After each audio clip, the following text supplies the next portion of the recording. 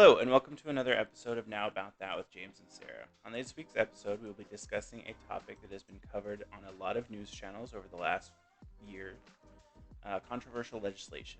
We will cover two different topics.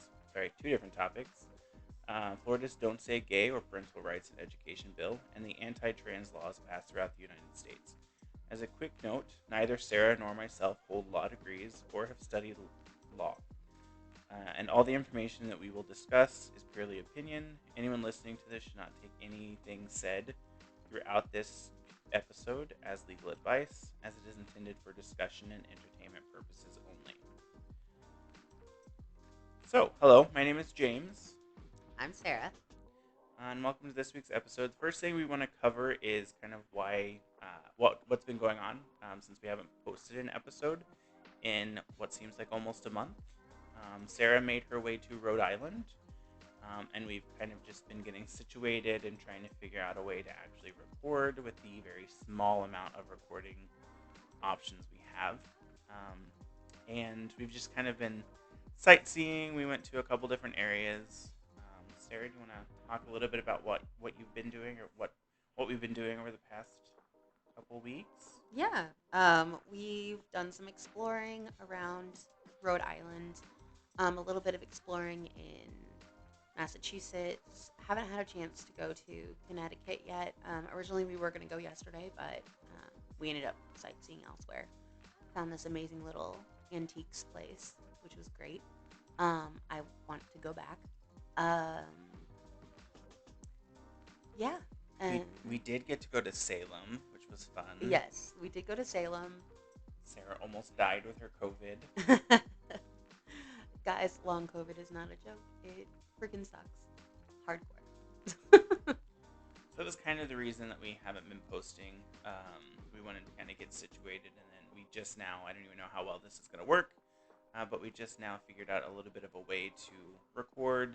So we'll record, and then I'll play it back a little bit, and then edit and upload this episode. This is episode 3. For those of you that have been following along, we'll be publishing this episode probably Monday, today's Monday, so it's Memorial Day when we're recording this episode. But we will probably post it around Tuesday, Wednesday, and we're going to record another episode today as well that will be posted probably Friday, our normal posting day. Mm-hmm.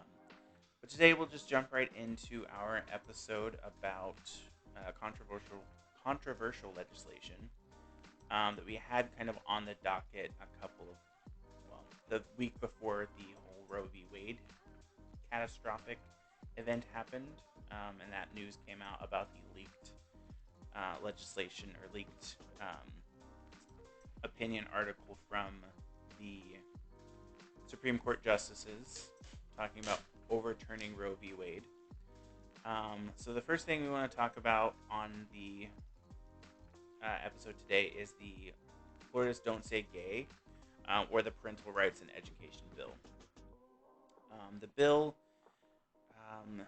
so it's a bill that was proposed and actually written into law. It goes into effect July 1st. For those of you that aren't aware, it's not currently in effect, and there are legal fights pending against the bill that could potentially stop it from going into effect. Hopefully, we'll see. But one of the things I wanted to cover is the fact that not only has this bill been put into legislation and it goes into effect in July, but there are several other states that have been proposing bills that are similar to the Florida Don't Say Gay. These states include Alabama, Arizona, Georgia, Iowa, Louisiana, South Carolina, Missouri, Indiana, where Sarah and I are I'm originally from, and Sarah lived most of her life. And then also Kentucky, Oklahoma, Tennessee, and Ohio. And then based on the article produced by NPR, most of these bills are targeting the study or normalization of LGBT ideologies and gender identity. And like I said in the previous episode, we will be including links to all of the articles that we talk about in our Google Doc that we're going to connect to this episode. On some of those bills, so there's the Alabama bill that advanced measures prohibiting early class instruction on sexual and gender identity. There's the Arizona bill that talks about sex ed curriculums focusing on biological sex and not gender identities. Georgia lawmakers targeted private schools. This bill did actually fail to get any traction this year. Iowa proposed a bill that would require parents to opt in writing to any instructions relating to gender identities. Louisiana lawmakers introduced HB 837 that would limit discussion of sexual orientation or gender identity and prohibit it altogether in others. And then South Carolina's bill is similar to that. Missouri's bill would ban gender or sexual diversity training in public schools, as well as the Indiana bill and Kentucky bill. And then for Oklahoma, the bill would ban books from school libraries that focus on the study of sex, sexual lifestyles, and sexual activity. And then Tennessee, there's HB 800, which bans books and instructional materials that promote, normalize, support, or address lesbian, gay, bisexual, or transgender life issues or lifestyles. And then finally, the Ohio HB 616, which is similar language to the Florida bill. To me, the bills, and I think I talked about it a little bit in the previous conversations we've had, where there, the bill, especially the Florida bill that I actually read through, um, the information included in it is just so vague that it doesn't really tell you. It's so up for interpretation that it could lead to issues where students' parents are suing a school for something that would technically not be against the bill if you look at it in a different way. And I think that's the biggest in the information included in a Politico article that was published on May 17th. It's really about students, administrators, and parents that are opposed to the bill, saying that the information included is way too vague, it's way too up for interpretation, um, and it's led to statements like "school is for education, not sexualization," and teachers should teach reading, writing, and arithmetic, not ideology promoted by deviance. And then there was also a statement that said, "I really don't understand why are you so hell bent on teaching the LGBTQ support guide to little children who barely graduated from being toddlers."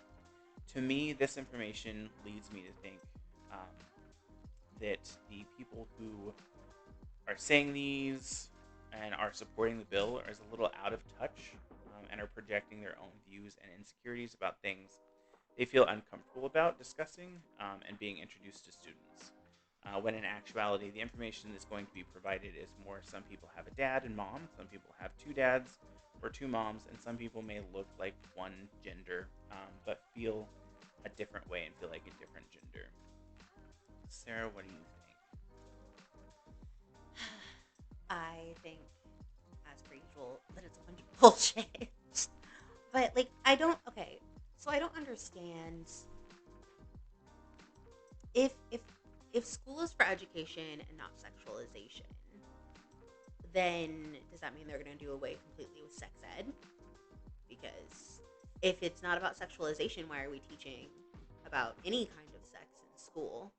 But we both know that's not the case. They're still going to be, educating on P and V with a focus on the the cis male enjoyment, and nothing about cis female enjoyment at all. But that's another topic for another day. Um, I think the other thing is though, is that we're just because we're not teaching it, it doesn't mean that it's not happening. Like, you know, abstinence only sex education doesn't work, as we know, because we both went through the abstinence sex education in middle school. Like, it doesn't work. So it's the same thing. Is yeah, okay, you cannot teach those things. All you're doing is creating a situation where instead of having safe, consensual sex, these students are just going to be exploited or whatnot. Like, you're not teaching them the information they need to know to go out and be sexual individuals. Yeah, I mean, to me, it seems like the information, and I will do a quick clarification. The bills don't actually identify any criteria for removing or um, legislating sexual orientation or not sexual orientation, sexual education. It doesn't. There's the one bill that talks about that not being included. So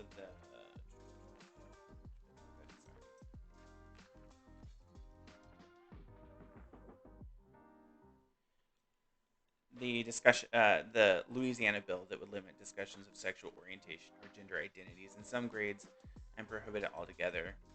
And then the gender or sexual diversity training in public schools for Missouri bill.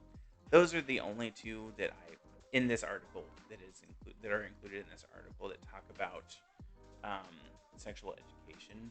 Uh, and to me, like I said in the previous episode, I've read through some of the bill. I think the biggest argument or the biggest concern is where they talk about having to let these parents know if their student comes to them about um, and talks to them about their confusion on their gender, their confusion about their sexuality, and they're required to let their parents know before they give any advice or discuss anything with that student. Um, to me, that part is a little kind of iffy. I don't really understand. I kind of understand it in one way because you're a teacher, you're not a counselor, you're not a professional in that field. But the one thing I will say in the bill, the Florida bill, it does say that if they feel it's putting the student in any danger to go to the parents, they have the ability to discuss it with the administration first before they go to the parents and let them know their concerns before taking the information to the student's parents. Right. Which I don't, I also, like, I I, kind of understand because, they're a minor, and if there's an issue with the child, you're supposed to notify the parents. But at the same time, it, that, I don't know, kind of goes to the rights of children. I feel like, they also have a right to privacy. yeah, which I think the argument there would be their children, they have no privacy because that's how most people feel. I'm not saying that's right. And I'm not saying I agree with that, but that is how. And again, it's really hard for me to come to this argument with any type of. I don't have any skin in the game, so to say, or I don't have any. I don't personally have any stake in the discussion because I'm never going to have children. I don't really care to have children, and if you ask me, I don't really care that much about children. Um, I, on the other hand, would eventually like to have kids, and I love working with children and have worked with children in the past. Um, so this is kind of something that I have skin in, so to speak. um, yeah, I mean, again, like I said, I think it really just the bill is aimed at giving parents more rights in the way that their children learn or the information that their children are learning about in specifically public schools. But again, to me, that goes back to sometimes the parents don't know what is right or they feel a different way than their child does, so they want to control their child's education more than they should, and more than is good for the child. I also would say if you're wanting to be that in control of your child's education, um, be proactive Yeah. in the education. Like, if you're wanting your child to learn specific things, be active, do those things, or enroll them in specific schools, like private schools. Public schools should be able to teach whatever to the general public because that's the whole point. Yeah, yeah. I think that is an argument. It's if you don't want them to learn specific things, But that's kind of what this bill is intended to do. It's to help include the information that should be covered, or I guess restrict what shouldn't be covered. Mm-hmm. I will just make a quick PSA. If you hear something in the background, my dog is walking around and he's very impatient today for some reason. So you may hear his footsteps and hear him shake a couple times. One of the other things included in the article from NPR was information about tweets from Xander Morks, which I could completely be saying that name wrong. The first openly gay class president at Pineview School in Sarasota County. And he claims that his principal told him not to bring up his LGBTQ activism or involvement in the lawsuit challenging legislation in his upcoming graduation speech. School officials were also said to have a signal to cut off his microphone and end his speech and halt the ceremony if he did start up that conversation. That's one information or one thing covered in this article, and then it also included a link to another article from the news press about a Cape Coral teacher being terminated over discussing her pansexuality and polyamorous relationship. But to me, based on the information included in these students' accounts and the teacher herself, it seems like it's something that really shouldn't be discussed in the classroom. The way she was discussing it shouldn't have been discussed in that manner. I feel like it was okay for her to discuss her pansexual relationship or the being pansexual and discuss the meaning behind the different flags, which is what the intent I'm assuming was. But it went a little far where she was talking about her relationship with her husband and her girlfriend, which to me seems like it might be a little too much between 6th and 7th grade students. These are pretty young students. Um, but again, I would also feel the same way about a straight teacher or a straight identifying teacher talking about their relationship if they were in a similar relationship as well. I just don't think, unless you're talking about like, oh, here's my husband or here's my wife, why you don't really need to go into any more detail. Like if a student sees a picture of you and your significant other, and it's a woman and a woman, or a man and a man, or two non-binary people in a couple, that's really as far as you need to go. There doesn't need to be too much of a discussion further beyond, well, that's my girlfriend, or that's my wife, or that's my husband, um, in a school setting with students. And like I said, I think so. The class that what she did, it was an art class, and she talked about the meaning behind the different flags, and she wanted the students to create their own flags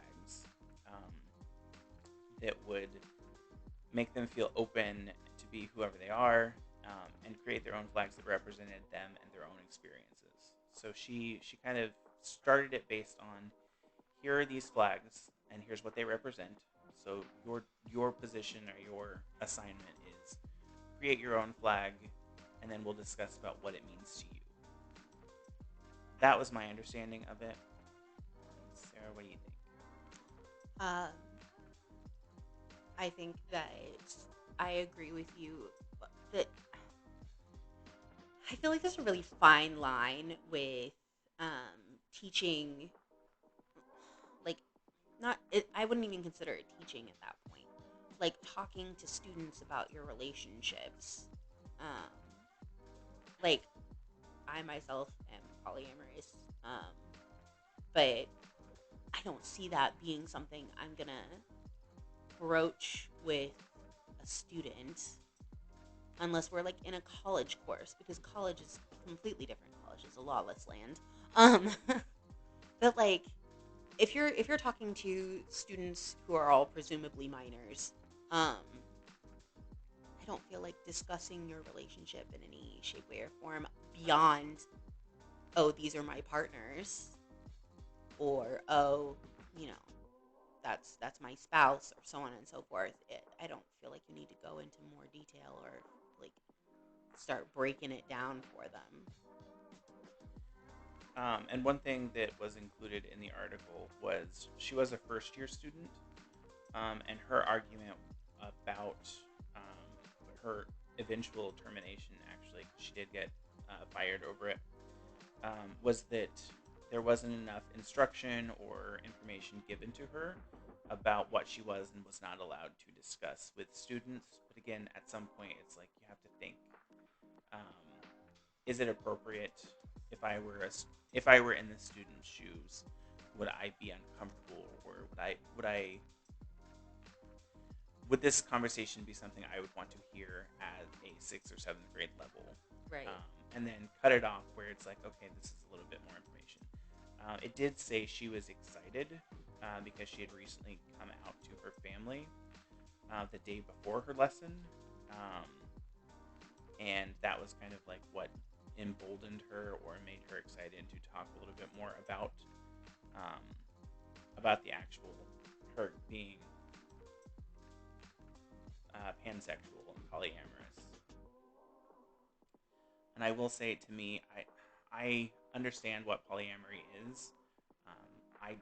I would never be in a polyamorous relationship, but that's my personal experience, my personal thought on polyamory. For me, it's not something that I would ever do, but I do see how it is attractive to other couples or other people that would like to be in a polyamorous relationship. All it is just, recognizing that you have a lot of love to give, and since you hate people, um, it's not for everybody. Not everybody feels that way. Not everybody wants to do that, so on and so forth. Okay, I'm going to do a quick pause so I can take my dog out because he is standing here staring at me like he hasn't gone out in an hour and a half, even though he just went out 20 minutes before we started recording. So we will be back in just a few minutes. So now we're going to kind of transition into talking about anti-trans legislation. And there's a lot. Like, a lot. So I'm going to let Sarah actually do most of the talking on this one because it's mainly her topic. I did do a little bit of reading in it, but it's mainly stuff that she's looked at. So we'll let her talk through it, and I will give my input when she asks. Okay, so first off, there's several different categories of anti-trans bills. There's restricting healthcare for transgender youths. There's single-sex facility restrictions, excluding transgender youth from athletics. Um, it just school and curriculum restrictions, and restrictions on accessing accurate IDs, and then there's something listed under other. But then also following up with that, there's religious exemption bills, which mean that if somebody feels like it goes against their morals to help a trans person or to wait on a trans person or to care for a trans person in a hospital setting, um, then they don't have to. They don't have to provide service. See, that's one thing that always worries me, and it's always like, but what gives you aside before this, right? And this could be something that you would use to argue: um, is it church versus state? Like church, separation of church and state. Are you bringing too much power into the church to allow the religious belief to override um, the ability to receive care? I didn't see that, but it's a good conversation. Is there a list of like different all the states? Yeah. So it lists the bill numbers by state, and it also gives you the status. Some of these bills died, and it says that, or they've been indefinitely postponed, or they were rejected. That kind of thing. Um, but there's a lot of there's just so many. It actually felt a little overwhelming as I was going through, realizing how how much there is. The other biggest thing is the removal of protections for discrimination. So protections against being discriminated. Um, so one of the reasons I had wanted to talk about this was because of what's going on in Texas, which is where I currently live. Um, which is Governor Abbott, who fucking sucks. Um, in more ways than one. Um, so I thought that he had passed a bill, but what actually happened was is he just passed a directive um, saying that the Department of Family and Protective Services have to investigate gender affirming healthcare for transgender youth as child abuse. So it's a hot fucking mess. Um,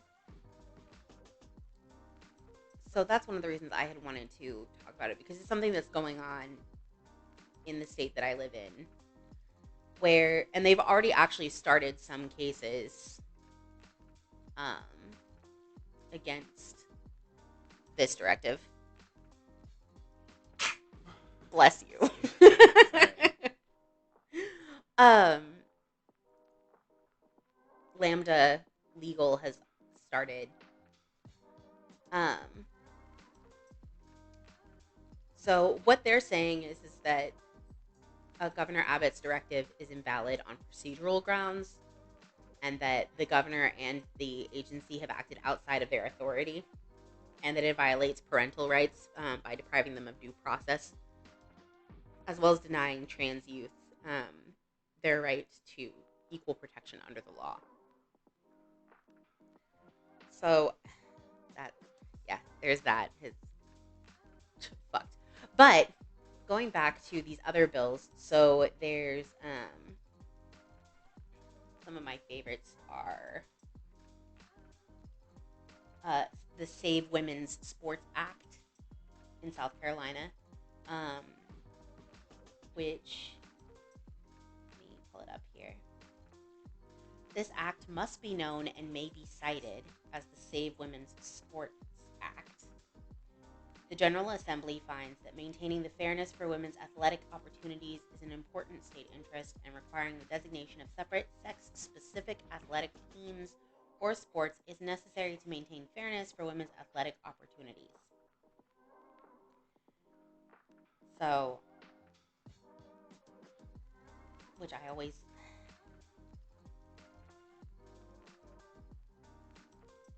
find it interesting that we put so much emphasis on this for sports. You look like you have something interesting to say.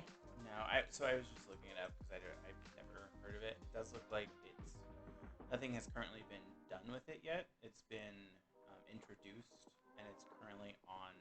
The last action was taken on May 11th, but it's currently on the calendar to be discussed in August of this year. So it's not currently effective, um, but it is on on the docket, I guess you would say.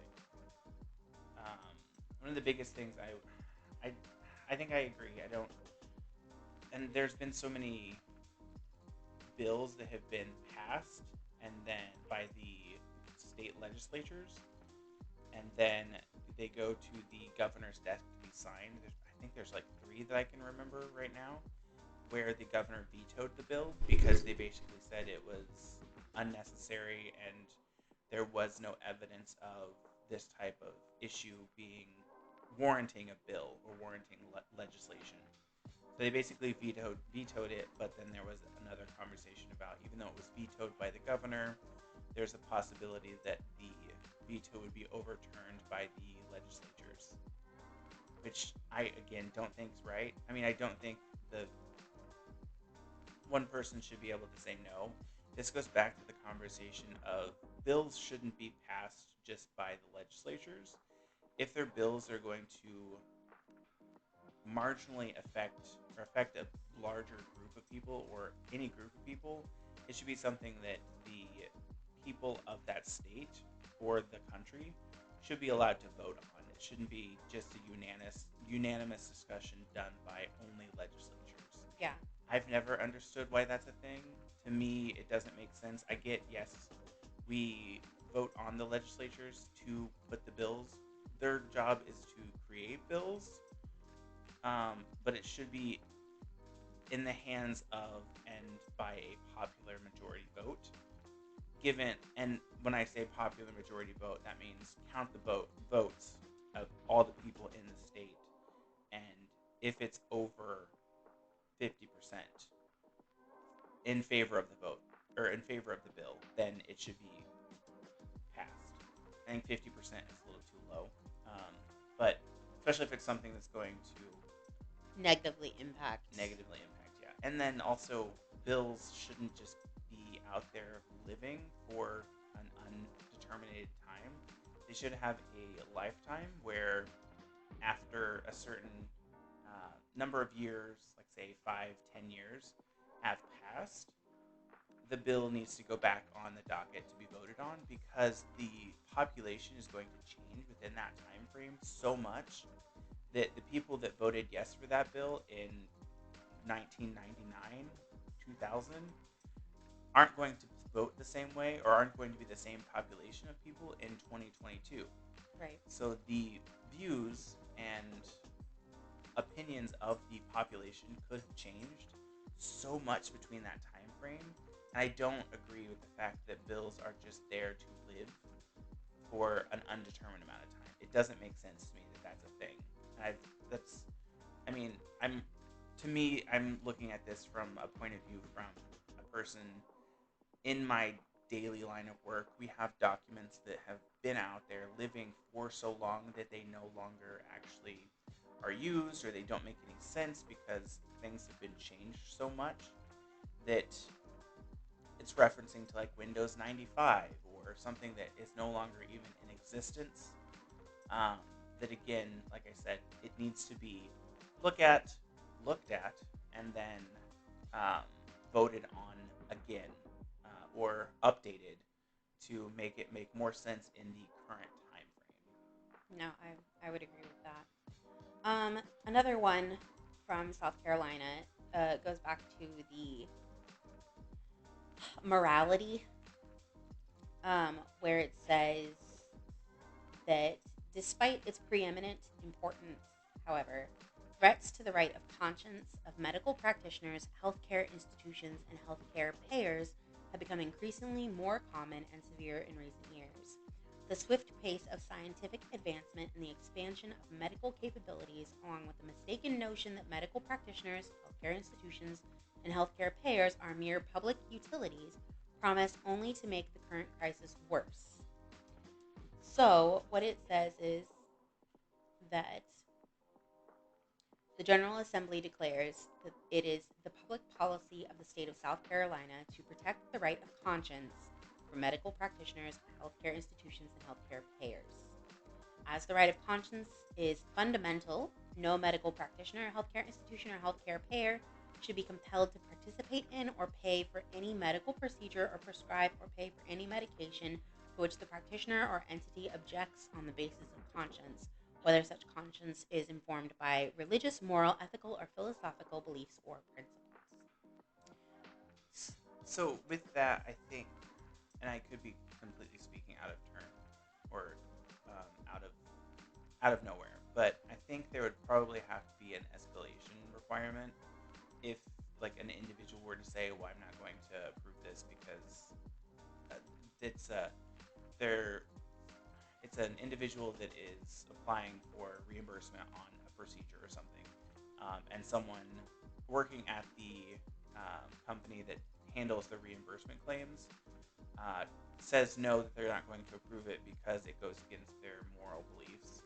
There has to be some sort of escalation where the person can appeal that and say that it doesn't go against any of the company's requirements or companies' requirements. and it meets all the criteria that it needs to get reimbursement. It's when I want to say it could potentially, based on the Arizona bill that I read, HB 2608. Hmm. It is specifically talking about state funded reimbursement for what's it called? I had to look it up because I wasn't sure which one it was. Let me see where it is.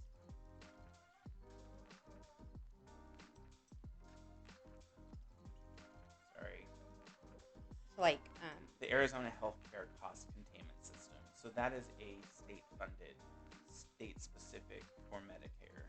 yeah, where they wouldn't have to, because since that's paid into by everyone, they're like, well, this healthcare payer shouldn't be responsible for this. Yeah, but I think the argument there is it's like, well, they're not the only person that pays into it. I also pay into it, and I'm the one that wants it. Yeah, So exactly. that's where is my money going? Because I'm going to pay for something that I may not approve of, Yeah, but because it's not as controversial, it's not something that I can submit a request to say no, don't pay for this one. right. The one of the other ones I wanted to talk about is House Bill number 675 through the state of Idaho, where it's relating to genital mutilation of a child, um, where it says this one's basically targeted at trans men. Though it does mention um, vasectomies, castration, um, penectomies, things like that. When you say trans men, you mean female to male? Yes. Okay. Just wanted So to trans clarify. men specifically because it says um, whoever knowingly circumcises, excises, or infibulates the whole or any part of the labia majora, labia minora, or clitoris of a child shall be guilty of a felony. Which normally this would apply to female genital mutilation, which is actually a lot more common than we realize here in the United States.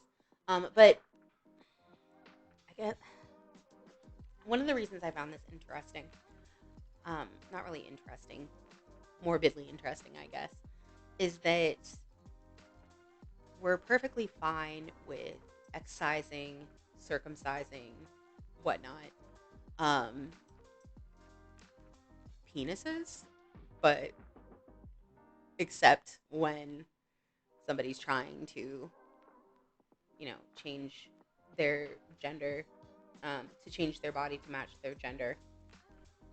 So, I mean, that's circumcision's a completely other topic as far as that goes, but This bill sucks. yes, it does. I'm just looking through it, and there's so many slashes in the actual bill that's published, and it even at the bottom says that this is the bill, and it goes into full force and effect on and after January 1st, 2023. You shouldn't have edits in a final bill.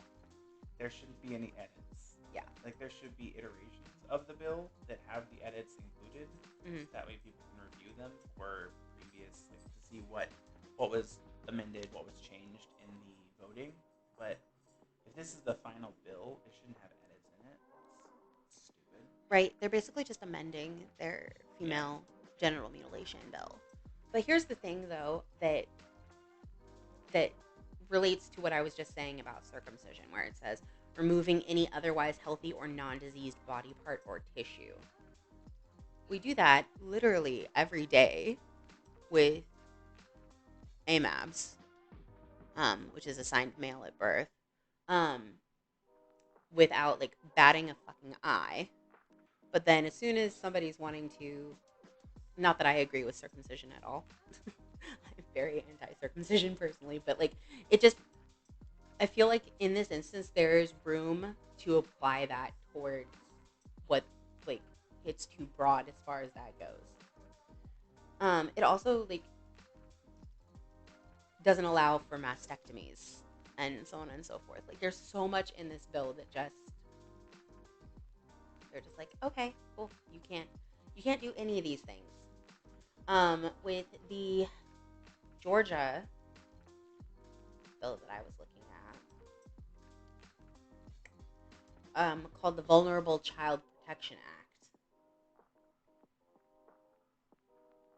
I love how they specifically, these bills, you can tell, aren't done by people who actually work in any kind of medical field, because they say sex means the biological state of being female or male based on sex organs, chromosomes, or endogenous hormone profiles. But the thing is that there's been tons of research now in the year of our Lord 2022 that um, that trans people are their gender, like physically, like they're the amount of scientific evidence that we have now showing that your sex is not just based on sex organs, and there's more information to your chromosomes and your hormone profiles than these people have knowledge of or are willing to accept. I kind of wonder which part, or if any of them, I doubt. Oh, I don't want to say I doubt, but I would err on the side of they more than likely don't consult physicians or people that are in have that information included in their um, daily jobs. Yeah. It's not exactly how I wanted to say it. That's not very eloquent, but it basically what I'm trying to say is they don't consult the people that are the experts on that before they put these bills into effect. Um, and we'll include a link to all of the bills, or a link to the page that has all the bills listed on it, so that if you would like to, you can review the information and come to conclusions yourself. Yeah. Everything that I pulled was from the ACLU website, and they have everything listed. There was one other, Oklahoma's Save Adolescents from Experimentation, aka the SAFE Act, where they basically state that um, there's evidence evidence of maybe it's not this one, but there was another bill. I have to think about which one it was, but like the the SAFE Act is more than just Oklahoma. There's another state that's also doing it, where they're basically stating that there's more evidence showing that children eventually grow into their actual gender that they were assigned at birth. When that is not the case, we actually have more evidence showing that the younger the child is, the more likely they are to continue to identify as that gender throughout the rest of their lives, because that's who they are. That's their gender. Um, I have to. It might be South Carolina. South Carolina has a whole bunch of them where they're just like, you can't do this, you can't do that because this, that, and the other. Um, I'm gonna just kind of do a quick come to an area where we can wrap up because this episode's coming up on over an hour. So we'll do a quick wrap up, and then just a reminder that we will not only be talking about legislation. We're getting ready to do another recording in a few minutes, where we're going to talk a little bit more about some personal experiences with things, and then our personal opinions on things like financial insecurities and those types of things. So, kind of, Sarah, what are your kind of initial like landing thoughts at the end of the information that we kind of talked a little bit about today? And let's go for that. I feel like um, it's overwhelming, honestly. Like, it's really upsetting. Um, like, being someone who's on the trans spectrum, being someone who's been uh, friends with and in relationships with trans people in the past. Um, it's just It's kind of terrifying, actually, honestly.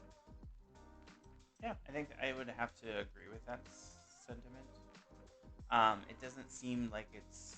It seems like people are unnecessarily targeting others based on their own beliefs, and it kind of goes back to the thing where it's like, if it doesn't directly affect you, why do you care what other people do or how other people do what other people do with their bodies? Basically, it brings back the conversation of what is bodily autonomy Mm, and when do I have actual control over my body. One of the things that I'm sure we'll probably discuss in a future episode is probably.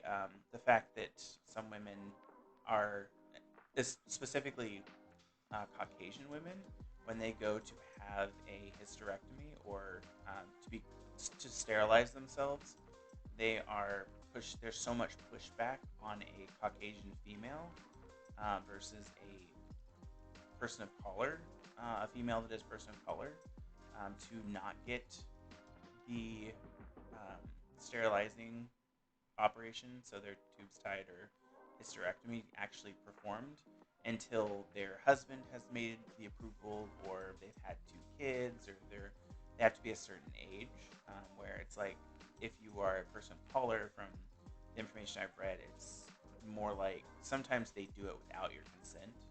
And I don't know how. I just saw something the other day on this. I don't know how frequently or how recently that has happened. Um, Well, it was just happening with the people who are currently in cages. yeah, So, like, there were a bunch of forced sterilization. Forced sterilization is not new in the United yeah. States for people of color at all. Um, but yeah, that's a whole other episode. Yeah, so that, I mean, we covered a lot. We talked about the "Don't Say Gay" bill and the. I won't say positives because I don't think there's anything positive about the "Don't Say Gay" bill. No, Um, either. but some of the sort of redeeming qualities about it, where they do allow teachers to, if they feel like the student is at risk, to not have the conversation with the parents. But then again, it kind of brings into the fact that they have to escalate that to the administration and who's more likely to who are they more likely to side with, the teacher or the student, or the family, where the family can sue them, where the teacher has to go by their specific requirements in their lesson plan. And then we talked a little bit about the anti-trans legislation that's been passed or is currently in being reviewed in several different states. And like we said, we will include links to all of these items in the Google Doc for this episode. We appreciate you guys listening, and we look forward to other episodes where we'll talk a little bit more about lighter, more more opinion-based conversations and less legislation and politics. Wow. I like politics. All right. Well, again, thanks for listening, and we will see you guys in the next episode. Bye.